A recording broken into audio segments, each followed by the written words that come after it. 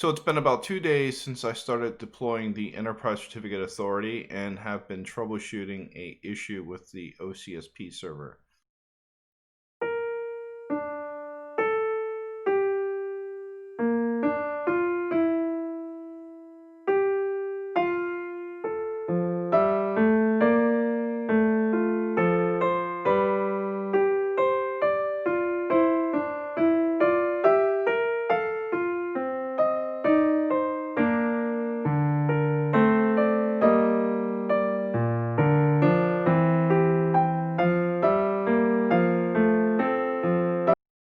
So let's jump in and show you what I did to finally fix the issue.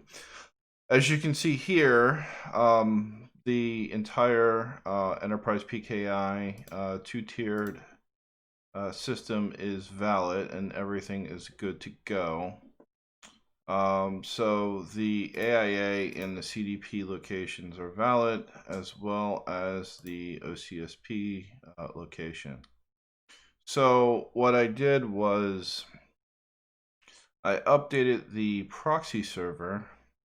Instead of doing OCSP.secnetwork.org as a root, as a subdomain, I decided to use the pki.secnetwork.org/OCSP. So I think the issue was related to the subdirectory here. Because IIS had this published as a subdirectory, the server expected it to be /OCSP and was failing because it wasn't. So this has been since updated, and I updated the proxy server configuration. So instead of having two server blocks, one for PKI and one for OCSP that pointed to the same web server, I'm pointing the entire pki.secnetwork.org to the web server's root. I'm going to log into the web server to show the updated configuration. Okay, so on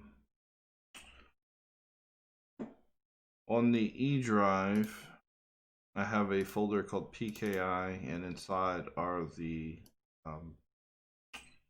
CRL and certificate files, as well as the CPS HTML file. So if I launch IIS,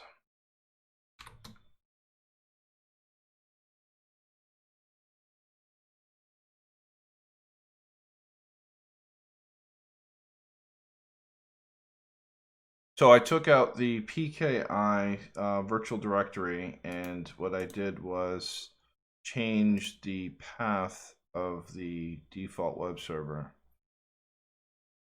So right now it's pointing to PKI. And everything seems to be working with this configuration. So one other thing I troubleshot was the certificate template.